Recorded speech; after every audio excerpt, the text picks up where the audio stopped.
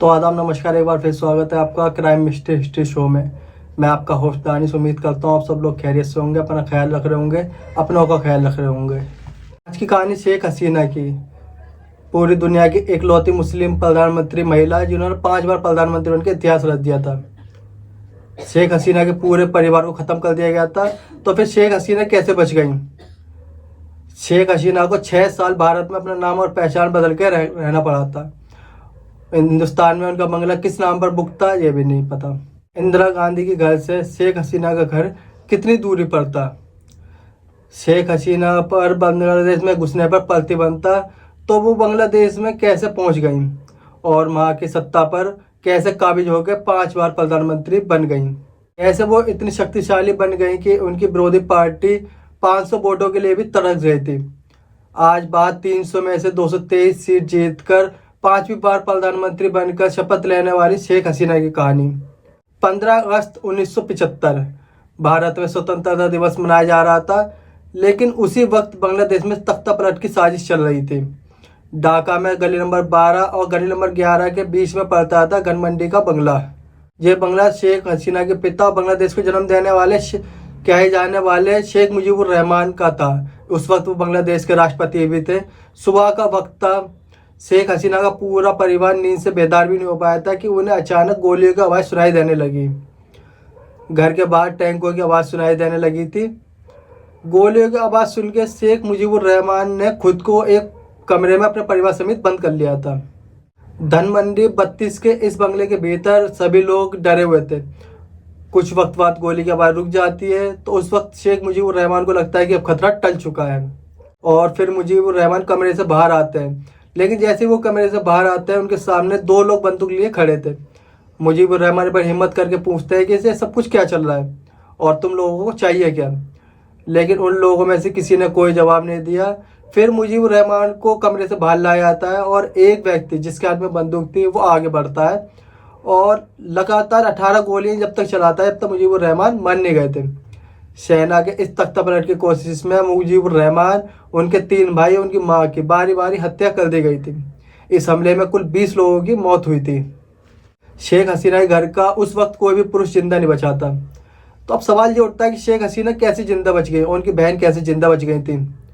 जब सेना ने तख्ता पलट कर दिया था, पाकिस्तान से चंगुल से छुड़ाने वाले और आंदोलन करने वाले भारत की मदद से बांग्लादेश बनाने वाले बांग्लादेश के राष्ट्रपति मुजीबुर रहमान अब मारे जा चुके थे। लेकिन अभी भी उनकी 2 बेटियां बची हुई थी, क्योंकि वो दोनों बांग्लादेश की सरहद से बाहर थी। बांग्लादेश से करीब 7 या 287 किलोमीटर दूर जर्मनी में फ़ोन की घंटी बजती है। खबर मिलती है कि बांग्लादेश में मुजीबुर रहमान और उनके परिवार की हत्या कर दी गई है।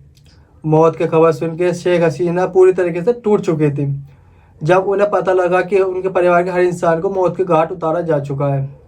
किसी ने सोचा नहीं था कि जिस बांग्लादेश के लिए मुजीबुर रहमान पाकिस्तान से विद्रोह करेंगे, बाद में उसी देश के लोग उनका तख्ता पलट करके उनका मर्डर कर देंगे।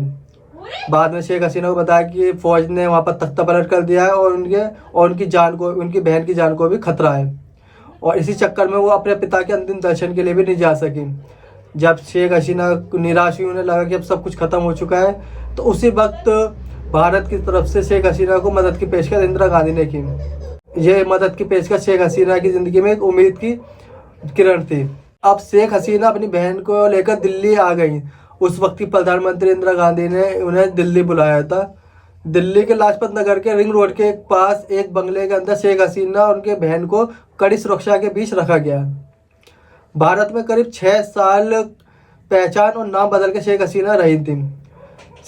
शेख हसीना को बांग्लादेश से तड़ीपार घोषित किया जा चुका था, इसलिए वो बांग्लादेश भी नहीं जा सकते थे। उस वक्त बांग्लादेश में जियाउर रहमान के नेतृत्व में बांग्लादेश में सैन्य शासन लागू हो चुका था। 6 साल तक छिपे रहने का शेख हसीना सामने आती है और फिर बांग्लादेश के लिए आवाज़ उठाती है। साल 1981 में भारत में रहते हुए उन्हें आवामी लीग पार्टी का अध्यक्ष भी चुना गया था। ये वही पार्टी थी जिसे मुजीबुर रहमान ने खुद स्थापित किया था। अब आवामी लीग पार्टी का अध्यक्ष चुने जाने के बाद शेख हसीना हिम्मत आती है और फिर वो बांग्लादेश लौटने का फैसला करती है। साल 1981 में ही वो बांग्लादेश लौट आती है। करीब 6 साल बाद अपने देश वापस लौटती हैं, तो भारी भीड़ उनके स्वागत के लिए उन्हें रिसीव करने पहुंचती है। देश लौटने के कुछ वक्त बाद ही उन्हें गिरफ्तार कर लिया जाता है। गिरफ्तार और नज़रबंदी का दौर शेख हसीना की ज़िंदगी में काफ़ी लंबे समय तक चलता रहा। शेख हसीना के ऊपर कई तरीके के चार्ज लगा के उन्हें कई बार गिरफ्तार किया जाता था। यह वक्त बांग्लादेश पर बहुत मुश्किल था, क्योंकि बांग्लादेश में इस वक्त चुनाव कराने के लिए इंटरनेशनल प्रेशर भी पड़ रहा था। उसके बाद वक्त आता है 1986 का। 1986 में चुनाव का ऐलान होता है। अब चुनाव होते हैं और चुनाव में शेख हसीना की पार्टी को लगभग 100 के करीब सीटें मिलती हैं, लेकिन ये आंकड़ा इतना ही नहीं था कि सरकार बना ली जाए, इसलिए शेख हसीना को विपक्ष में बैठकर अपनी पार्टी को चलाना पड़ता था। लेकिन इस दौरान शेख हसीना रैलियां करती थी तो उनके ऊपर लगातार लगभग 19 बार हमला हुआ था और वो हर बार बच जाती थी। अब साल आता है 1988। 1988 में उनकी कार में एक बम प्लांट कर दिया गया था। उस वक्त वो चुनावी रैली के लिए चिटगांव गई हुई थी। जिस वक्त उन्हें बम के बारे में पता चलता था तो वो कार में मौजूद थी।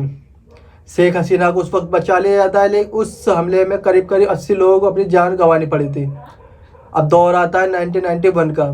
बांग्लादेश में एक बार फिर आम चुनाव हुए और इस चुनाव में शेख हसीना को जीत की उम्मीद थी, लेकिन बीएनपी पार्टी की फुल बहुमत की जीत होती है और इस चीज़ से निराश होकर शेख हसीना अपनी पार्टी से अध्यक्ष पद से इस्तीफा देना चाहती थी, लेकिन पार्टी के कुछ बड़े लोगों ने उन्हें इसका करने से रोका। अब 1996 का दौर आता है। 1996 में एक बार फिर चुनाव होते हैं बांग्लादेश में, और जो वो वक्त था जब शेख हसीना पहली बार बांग्लादेश की प्रधानमंत्री बनती है। इसके बाद 2001 में चुनाव होते हैं, लेकिन इस बार शेख हसीना की पार्टी हार जाती है। बांग्लादेश में बांग्लादेश नेशनल पार्टी यानी कि बीएनपी 2/3 बहुमत से सरकार बना लेती है। इसके बाद शेख हसीना ने केयरटेकर गवर्नमेंट पर धांधली करने का आरोप भी लगाया था। अब बीएनपी सत्ता में थी तो शेख हसीना की पार्टी के जितने भी नेता थे उनकी गिरफ्तारी का सिलसिला शुरू हो जाता है। अब दौर आता है सन 2001 का। उस वक्त शेख हसीना अमेरिका यात्रा पर थी। उनके अमेरिका जाते ही उनके ऊपर देश में प्रवेश करने पर रोक लगा दी। शेख हसीना इस दौरान 15 दिन अमेरिका में भी रही थी, लेकिन इसी दौर में शेख हसीना की किस्मत पलटने वाली थी, क्योंकि इस वक्त वो अपने विरोधी पर काल बनकर टूटने वाली थी। इधर बांग्लादेश में भी इंटरनेशनल प्रेशर के चलते बीएनपी को भी उनको ऊपर से जो प्रतिबंध था वो हटाना पड़ा, और जब वो लौटती हैं तो एक विश्व नेता बन के लौटती हैं। साल 2009 में चुनाव होते हैं और उस चुनाव में शेख हसीना जीत जाती है। फिर 2014 में चुनाव होता है, उसमें भी शेख हसीना को जीत मिलती है। उसके बाद 2019 में चुनाव होते हैं, उन चुनाव में भी शेख हसीना को जीत मिलती है। अब दौर था 2024 का, जो अभी इलेक्शन हुए हैं, और इन इलेक्शनों में भी शेख हसीना ने जीत कर लगातार 5 बार जीत कर एक इतिहास बना दिया है कि किसी मुस्लिम महिला ने लगातार 5 बार कोई पद जीत कर प्रधानमंत्री पद के लिए दावेदारी पेश की हो। तो ये थी कहानी शेख हसीना की, जिनके साथ वही करा गया है जो कम था। उनके पिता को मारा गया, जिन्होंने पाकिस्तान से चंगुल से छुड़ा के बांग्लादेश स्थापित करा था, उन्हीं के लोगों ने उन्हें मार दिया। शेख हसीना को देश से प्रतिबंध लगा के बाहर कर दिया, उन्हें तड़ीपार कर दिया, लेकिन उसके बाद भी शेख हसीना देश वापस लौटती हैं, और कैसे भारत की मदद से वो देश वापस लौटती हैं। लौटने के बाद काफ़ी संघर्ष करा, काफ़ी बार जानलेवा हमले हुए, लेकिन उन्होंने हार नहीं मानी, और आखिरकार वो 5वीं बार बांग्लादेश के प्रधानमंत्री बन गए। मुस्लिम महिला प्रधानमंत्री 5 बार बनने का रिकॉर्ड भी अपने नाम कर लिया है। तो आज की कहानी में इतना ही। उम्मीद करता हूँ आप लोगों को कहानी पसंद आई होगी। अगर कहानी पसंद आई हो तो वीडियो लाइक करें, चैनल सब्सक्राइब करें, और ऐसी इंटरेस्टिंग कहानी सुनने के लिए हमारे साथ जुड़े रहें। हमें कमेंट में भी बता सकते हैं। अब मिलते हैं अगली कहानी में, जब तक के लिए धन्यवाद।